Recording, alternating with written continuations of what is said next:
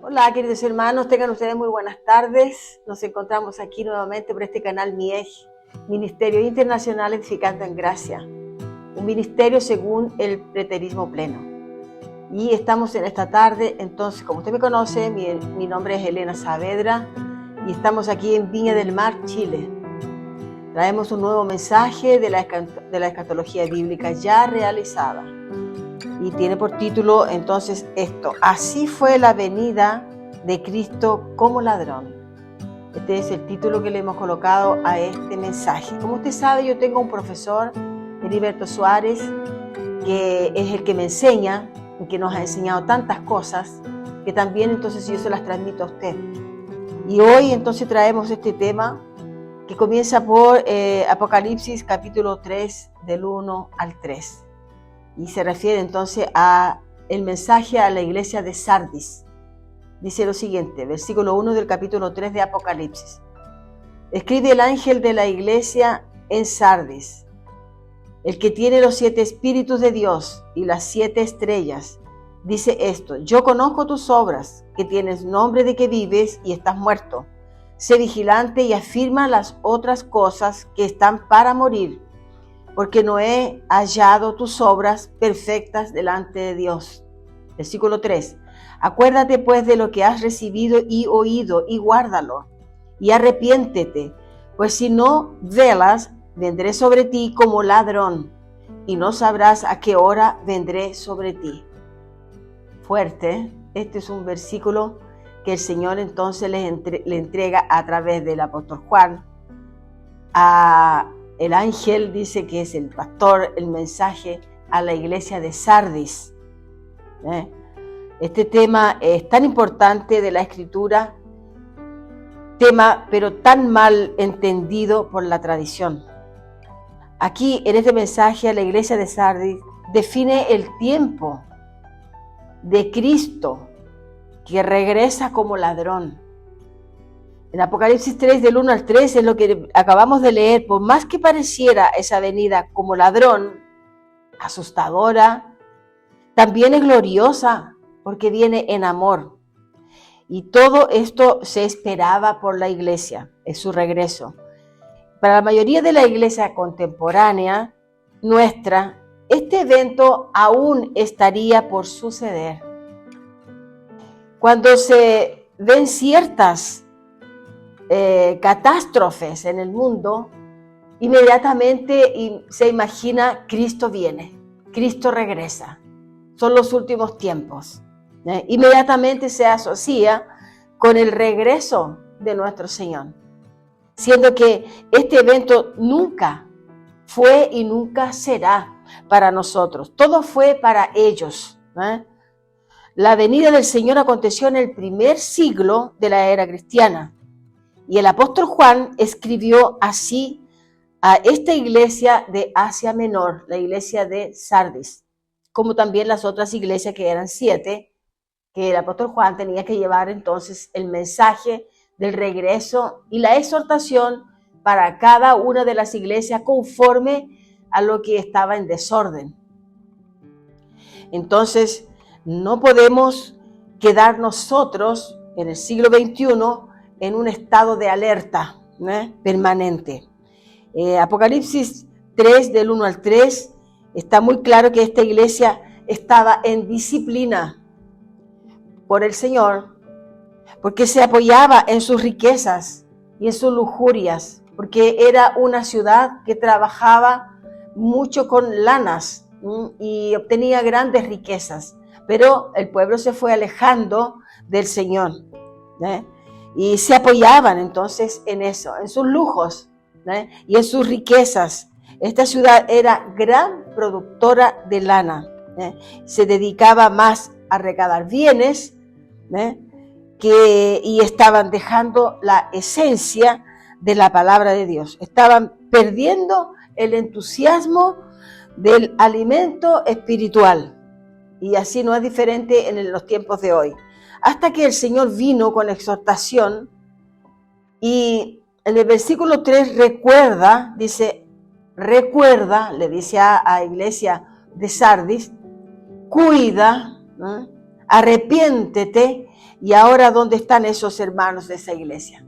Para que cuidaran, para que se recordaran, para que se arrepintiesen. ¿Dónde ellos están? Porque aquí está hablando el apóstol Juan a la iglesia de Sardis, primer siglo, ¿no? Entonces, muchos dicen hoy que nosotros estaríamos viviendo el tiempo de la iglesia de Sardis, que sería como el tiempo final, los últimos tiempos antes de del regreso de Cristo.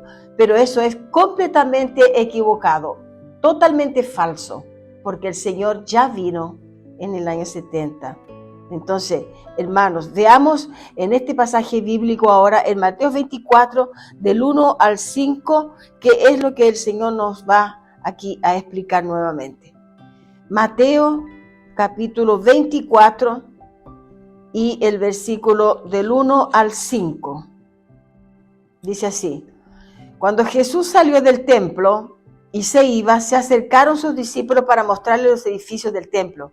Respondiendo él les dijo: ¿veis todo esto? De cierto os digo que no quedará aquí piedra sobre piedra que no sea derribada. Y estando él sentado en el monte de los olivos, los discípulos se le acercaron aparte. Escuche, hermano, que dice que estaba hablando a sus discípulos. Por aquí vemos el tiempo en que el Señor estaba ya dando esa esperanza de su regreso. Y estando, dice él, sentado en el monte de los olivos, los discípulos se le acercaron aparte, diciendo: dinos, ¿cuándo serán estas cosas? ¿Y qué señal habrá de tu venida y del fin del siglo? Estamos hablando del siglo primero. Estamos hablando de la parucía, del aparecimiento del Señor. Y respondiendo Jesús le dijo: mirad que nadie os engañe, porque vendrán muchos en mi nombre diciendo: yo soy el Cristo, y a muchos engañarán. Y eso vemos que fue sucediendo de esa manera como el Señor lo fue allí ya anunciando a sus apóstoles, porque aquí él estaba hablando aquí entonces con 3 o 4 de los discípulos que eran sus apóstoles. Entonces, la iglesia estaba en disciplina, la iglesia de Sardis. Estamos hablando de la iglesia de Sardis, ¿cierto? Entonces, en este pasaje bíblico que acabamos de leer de Mateo 24, Dios les da entendimiento a ellos de su regreso. Y allí era para ellos estar atentos. Y en el versículo 42 al 44 del mismo libro de Mateo dice lo siguiente: velad pues, porque no sabéis a qué hora ha de venir vuestro Señor. Pero sabed esto, que si el padre de familia supiera a qué hora el ladrón habría de venir, velaría y no dejaría minar su casa. Por tanto, también vosotros estad preparados, porque el Hijo del Hombre vendrá a la hora que no esperáis. Entonces aquí el apóstol Juan ya estaba allí. El apóstol Juan estaba, porque el apóstol Juan fue el que quedó para vivenciar todo esto de la venida del Señor. Todos estos discípulos estaban allí, todos preguntando. Era Pedro, siempre estaba allí Juan, siempre estaban los demás apóstoles, los demás discípulos cerca del Señor, y él estaba comentando entonces sobre su aparición, sobre su venida, y dándole Dios entonces entendimiento. Y Juan entonces, como digo, estaba presente. Jesús está con sus discípulos. Ese es el escenario. Vea el tiempo de ese discurso dentro del tiempo de los apóstoles de Cristo. En el versículo 42 dice: vigilar. Si fuera este tiempo, estos discípulos tendrían que estar vigilando hasta el día de hoy, y tal vez no sé cuántos siglos más adelante. Nadie sabe. Entonces, cuando él dice vigilar, le dice a los discípulos. La interpretación religiosa apunta para nosotros a un futuro que nunca llega y que nunca llegará, porque ya vino y ya aconteció. Nunca llegará. Vamos a ver Mateo 13, el versículo del 1 al 4. Marcos, perdón, libro de Marcos. Libro de Marcos 13. Marcos. Vamos a ver, Marcos 13. Segunda de Pedro. No, perdón. Marcos 13 del 1 al 4. Dice, saliendo Jesús del templo, para que usted vea que estaba con los discípulos. Aquí estaba Marcos, ¿cierto? Saliendo Jesús del templo, le dijo uno de sus discípulos, Maestro, mira qué piedras y qué edificios. Jesús respondió y le dijo, ¿ves estos grandes edificios? No quedará piedra sobre piedra que no sea derribada. Y se sentó en el monte de los olivos frente al templo, y Pedro, entonces aquí ya vemos Pedro, Juan, Marcos, Jacob, Juan, Andrés, le preguntaron aparte, son sus discípulos, dinos, ¿cuándo serán estas cosas y qué señal habrá cuando todas estas cosas hayan de cumplirse? Entonces por aquí vemos que Juan está presente, conversando ellos, los discípulos, los apóstoles estaban allí. Y esto está asociado a la destrucción del templo, porque él dice que no quedaría piedra sobre piedra que no fuese derribada. Y está hablando sobre el templo de Jerusalén, de esa Jerusalén del primer siglo. No es el templo de hoy, porque tampoco existe el templo, y también no es la ciudad de Jerusalén de hoy. Es la Jerusalén antigua, esa que fue derribada y quemada allí en la guerra greco-romana. Entonces, judío-romana.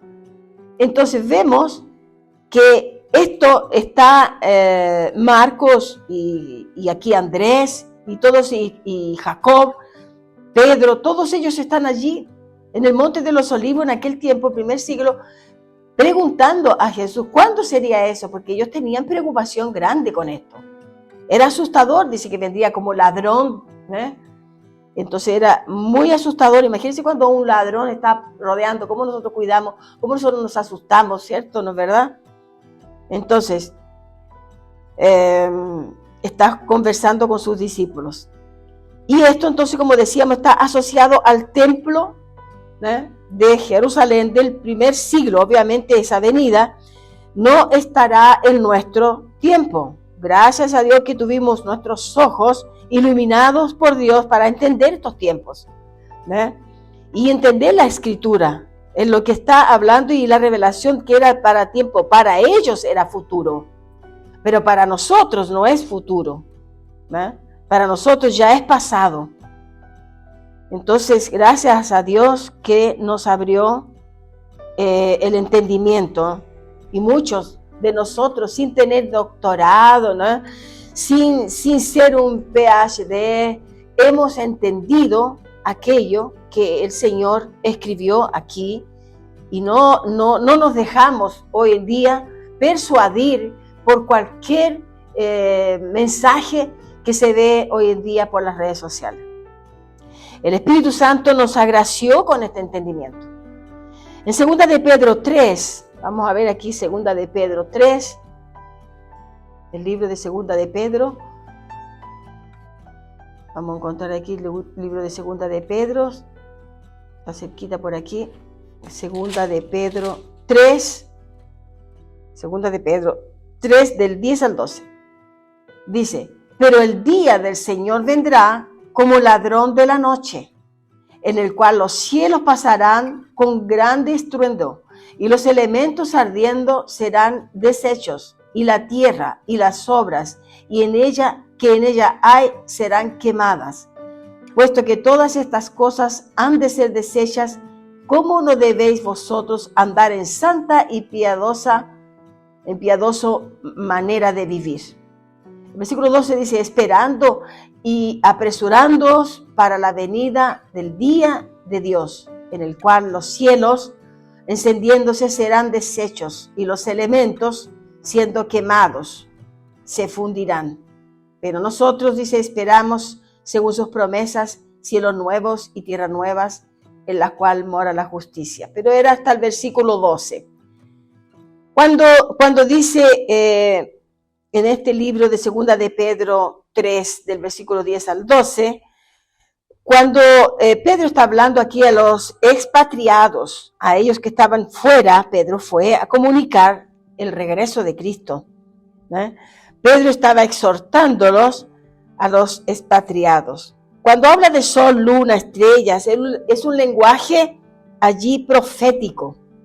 No es que el mundo va a terminar, ni que la tierra va a desaparecer, que el cosmos va a tener su fin. No es nada de eso, hermanos. No es nada de eso. Usted puede leer en Eclesiastés 1:4, dice, generación va, generación viene, pero la tierra permanece para siempre. Entonces vemos que todo esto tiene su revelación y hay que poner mucha atención para poder traer un mensaje que esté de acuerdo con lo que está escrito. Porque es muy fácil subirse a un púlpito y persuadir a los hermanos allí con lisonjerías y con temas que no tienen muchas veces nada que ver con esto, ¿no? Así que el lenguaje que se usa entonces generalmente en la Biblia, porque ella fue escrita, la Biblia completa se terminó allí en el Apocalipsis antes del año 70 del primer siglo. Entonces era un lenguaje profético, un lenguaje diferente al nuestro. Así que eso es lo que tenemos que entender y aprender, ¿eh? Cuando habla de tierra, cielo nuevo, los elementos cayendo, cuando habla de elementos, es la estructura religiosa que tendría que salir, ¿eh? Esta carta fue escrita en el año 65, hermanos, y estaba muy próximo ya para la venida, el regreso del Señor, que sería en el año 70. Entonces, la estructura religiosa serían deshechas, ¿eh? Esto tiene que ver con el templo y toda su estructura. Todo el Nuevo Testamento, como decimos, fue escrito antes del año 70 después de Cristo. Y esto es una fuente interna de la Biblia, no una fuente externa, porque muchas veces escuchamos por fuera otras cosas, pero vamos a la Biblia y entendemos allí. Yo aquí estoy leyendo la Biblia de Reina Valera 1960, que es la que más se aproxima entonces que es más fácil de usted poder entender lo que está escrito, ¿no? Entonces, no es una fuente externa, sino que estamos dentro de la palabra de Dios. Y todo esto fue escrito, como digo, en el año 70, antes del año 70. Vamos a ver ahora entonces cómo el apóstol Pablo está orientando también en Primera de Tesalonicenses, y el versículo, en el capítulo 5, y el versículo del 1 al 11, aquí tenemos un extenso relato. Veamos qué dice. Versículo primero de Primera de Tesalonicenses 5, vamos así. Pero acerca de los tiempos y de las ocasiones, no tenéis necesidad, hermanos, los hermanos de Tesalónica, no es para los hermanos de nosotros, porque muchas veces en el púlpito usted escucha hermanos, ¿eh? Piensa que usted es para usted, pero no, esto fue para los hermanos de Tesalónica. Vea siempre el título, el mensaje para quién fue dirigido, porque si es carta a los tesalonicenses, si es carta a los gálatas, si otra carta a los corintios, a Efesios, entonces fueron temas que fueron para ellos, no para nosotros. Pero aquí en este caso entonces estamos hablando de los tesalónicos, ¿cierto? Dice, pero acerca de los tiempos y de las ocasiones, no tenéis necesidad, hermanos, de que yo os escriba, porque vosotros sabéis perfectamente que el día del Señor vendrá así como ladrón de la noche. ¿Ve? Entonces estamos nuevamente aquí viendo el mismo mensaje que el Señor les trajo a los discípulos. Así como ladrón en la noche, que cuando digan paz y seguridad, entonces vendrá sobre ellos destrucción repentina, como los dolores de la mujer encinta, y no escaparán. Mas vosotros, hermanos, para ellos, los tesalónicos, no estáis en tinieblas, porque aquel día os sorprenderá, para que aquel día os sorprenda como ladrón. Porque todos vosotros, hijos de luz y hijos del día, no somos de la noche ni de las tinieblas. Por tanto, no durmamos como los demás, sino velemos y seamos sobrios, pues los que duermen de noche duermen, y los que se embriagan de noche se embriagan. Pero nosotros, los tesalónicos, y el apóstol Pablo allí en vida, enseñándoles a ellos la venida del Señor, que vendría como ladrón de la noche, dice, pero nosotros, tesalónicos, que somos del día, seamos sobrios, habiéndonos vestido con la coraza de fe y de amor y con la esperanza de salvación como yelmo. Versículo 9. Porque no nos ha puesto Dios para ira, sino para alcanzar salvación por medio de nuestro Señor Jesucristo, quien murió por nosotros para que ya sea que veremos o que durmamos, vivamos juntamente con Él. Y el versículo 11, que es el final, dice, por lo cual animaos unos a otros y edificaos unos a otros, así como lo hacéis. Está hablando entonces, como decimos, a los tesalónicos. Entonces Él trae la revelación dada por el Señor para ser entregada a los hermanos del primer siglo y no para hoy o mañana. El apóstol Pablo enseña el tiempo de la manifestación del Señor como ladrón, de manera repentina, consolándose y edificándose mutuamente con esta palabra. Si fuera para nuestro tiempo, ¿dónde están los hermanos de Tesalónicas hoy? No están. Porque aquí estamos en el siglo XXI y esto aconteció en el primer siglo. Pero las especulaciones continúan. Así estamos entonces, hermanos, terminando el tema. Y esto se refería entonces al tiempo de la venida del Señor. El templo estaba todavía de pie porque aún esta carta del apóstol Pablo fue escrita en el año 50 del primer siglo. Si los líderes enseñasen y tomasen en serio el tiempo de los escritos, la conjugación verbal, el lenguaje profético de la lectura que está escrito, la venida del Señor, hermanos, nunca estuvo para nuestros tiempos. Por eso que lo que recibimos muchas veces de los púlpitos son nada más que especulaciones, palabras de manipulaciones, mecanismos de fe.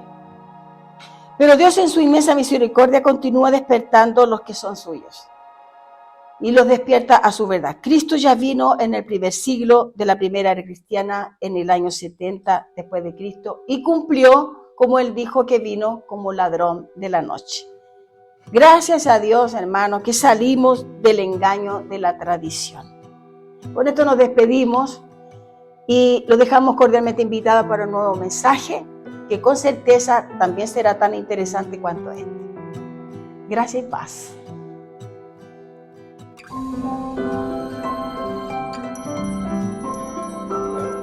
Hola.